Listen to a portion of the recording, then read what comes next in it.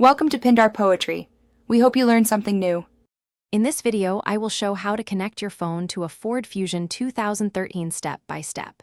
Open the sync menu on the center console and choose Bluetooth settings to add a device. On your phone, scan for available devices and select the sync name shown. Confirm the numeric code matches on both displays, accept any prompts to allow contacts, then test a call or audio to ensure pairing completed successfully.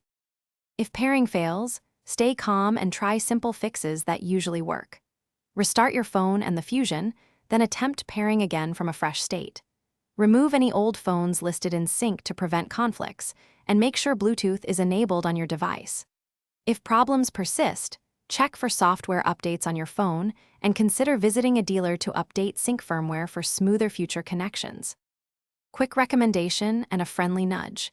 If you're enjoying this walkthrough, please subscribe and like the video so I can keep making helpful guides. On another note, I recently tried the new Kindle Paperwhite, and it's perfect for waiting in the car or reading during breaks. It feels light, and the display is easy to see in bright light. Check the description for the link and other deals. Now let's get back to the video. Beyond Bluetooth, the Fusion supports USB and auxiliary audio for reliable playback options. Plug a USB cable into the console port to play music and charge simultaneously, which often gives better sound and fewer dropouts.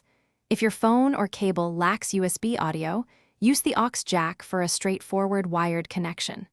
Finally, verify your phone's Bluetooth settings. Allow media audio so music and navigation prompts play correctly through the car speakers. Thanks for watching. Consider subscribing if we helped you.